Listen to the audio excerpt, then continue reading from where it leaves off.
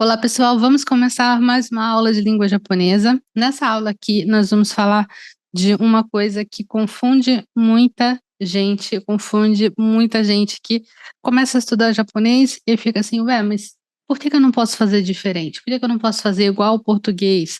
As pessoas começam a pensar que é a contagem na língua japonesa. A contagem, ou seja, a forma de contar algo em japonês é uma coisa muito particular. Porque em português, a gente simplesmente fala o nome da coisa e um número. Por exemplo, se eu quero falar que eu tenho um livro, eu vou falar um livro, simplesmente um livro. Mas, quando eu estou falando em japonês, eu tenho que usar um pequeno sufixo de contagem junto com um número quando eu estou contando as coisas. E dependendo do que você está contando, esse sufixo de contagem, essa palavrinha de contagem, vai ser diferente. Então, o que que vai determinar a palavrinha de contagem? Vai ser a natureza da coisa que eu estou contando. Como assim a natureza, Mônica? Que isso? Bom, nós vamos ver aqui alguns exemplos de alguns sufixos de contagem. Em japonês, tem muitos sufixos de contagem e você vai aprender eles aos pouquinhos. Eu vou apresentar nessa aula aqui e na aula seguinte alguns dos mais utilizados, tá bom? Vamos lá. Primeiro sufixo que nós vamos ver aqui é o mai. O mai é usado para falar de coisas achatadas e finas. Então, tudo que for assim, fino, achatado, assim, tiver essa. Deixa eu pegar uma coisa aqui. Tiver essa natureza aqui, isso aqui é uma caixinha, né? Que veio uma coisa que eu comprei. Coisas que têm essa natureza, que é achatado e é fino, né? Assim como uma panqueca, né? Então, a gente vai usar para falar, para contar, por exemplo, folhas de papel, né? Coisas assim. Eu trouxe alguns exemplos aqui para a gente ver, mas antes nós vamos ver os números funcionando com esse sufixo. Por quê? Porque dependendo do número que tiver junto, muda um pouco. Lembra que quando a gente estudou número, a gente falou a respeito de alguns números que você pode falar de duas formas, e aí, quando junta com alguma coisa, por exemplo, com o sufixo de minuto, o sufixo de hora, mudava um pouquinho o número. Mesma coisa aqui. Aliás, o sufixo de minuto e o sufixo de hora também são sufixos de contagem, pessoal. 1 minuto, 2 minutos, 1 hora, 2 horas, por aí vai. Ok? Então vamos lá. A gente tem vamos fingir que nós estamos falando de papel, né? Um papel, ichimai, ichimai. 2, nimai. 3, sanmai. 4, yonmai. 5, gomai. Ok? Vou ler novamente. Ichimai, nimai, sanmai, yonmai, gomai. Ok? Vamos passar para os outros números. Eu vou ensinar para vocês até o 10, tá? Rokumai, 6. 7, nanamai. 8, hachimai. 9, kyumai. 10, jumai. Vou ler novamente. Rokumai, nanamai. Hachimai, kyumai, jumai. Ok? Vamos ver as frases. テーブルの上に写真が5枚あります。テーブルの上に写真が5枚あります。Tem 5 fotos em cima da mesa. Então, eu estou falando de fotos, né? Fotos são coisas achatadas e finas, é praticamente como um papel, né? A natureza é parecida, né? O formato é parecido. Depois, 紙が2枚しかありません。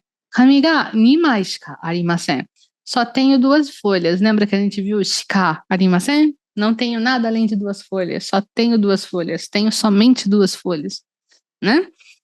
Então, papel achatado fino, né? Exatamente como eu falei antes.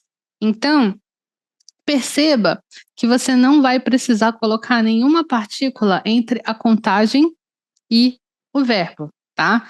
Você vai colocar, normalmente, essa contagem depois da coisa que você está contando. Por exemplo, eu coloquei aqui, shashin, né? Foto. Shashin ga. Por que ga? Por causa do arimasu, né? É importante a partícula por causa do arimasu. Se eu falo, tem foto, shashin ga arimasu. E aí eu quero falar quantas fotos, eu tenho que colocar depois. Dá para fazer de outras formas, mas essa é a mais simples. Botar depois da coisa. Depois da coisa. Shashin ga komai arimasu. Igualmente aqui embaixo, kami ga nimai, né? Então vai ser dessa forma. Mas depois da contagem em si, número e contagem, você não vai necessitar colocar partícula, tá bom? Isso é importante você lembrar. Continuando, agora a gente vai para essa contagem que é polêmica, que é hon. Hon. Você deve lembrar que hon significa livro. Só que você não vai contar hon como hon. Você não vai contar livros usando hon, tá? Você vai usar hon para contar coisas cilíndricas, como, por exemplo, eu tenho aqui um pincel, né? É um pincel comprido e cilíndrico, se usa assim, né? Você vai contar lápis também, você vai contar garrafas também, né? Coisas que tenham esse formato assim, né? Assim. Hon. Vamos ver aqui como é que a gente fala com os números. Você vai ver que aí fica um pouquinho diferente, né? Por exemplo, 1 vai ser ippon, 2 vai ser nihon, 3 sanbon, 4 yonhon, 5 gohon. Então, o que a gente tem que atentar aqui é o 1, que é ippon, muda bastante, né? Em vez de ichihon, né, que você poderia pensar que fica ippon. E a 3, que varia, fica com tem, fica sanbon, né? Então, ippon, nihon, sanbon, yonhon, gohon, certo? Vamos agora para os outros números. Nós temos 6, ropon, 7, nanahon, 8, hapon, 9, kyuhon e 10, jupon. Olha só que interessante. O 6, que é roku, fica ropon. Não é rokuhon, fica ropon. O 8, que é hachi, fica hapon, e não hachihon. Hachihon, não. Hapon. E o 10, que é ju, o U vai desaparecer e vai ficar jupon. Vou ler novamente. Ropon, nanahon, hapon, kyuhon, jupon. E é isso aí, pessoal. Eu espero que vocês tenham curtido essa aula. Mais aula de contagem. Vem mais aula de contagem por aí, porque nós temos que ver mais algumas das contagens básicas importantes, ok? E eu quero que vocês relaxem. Não tem problema vocês acharem que é muita coisa assim de uma vez, mas tentem não colocar um bloqueio, sabe? Ai, que chato. Ai, não quero aprender isso. Ai, é difícil. Tentem não colocar esse bloqueio na cabeça de vocês, porque senão vai realmente ficar difícil de aprender. Lembra? Coração aberto, mente aberta. É isso aí. Eu espero que vocês tenham curtido. Eu vejo vocês na nossa próxima aula. Tchau, tchau!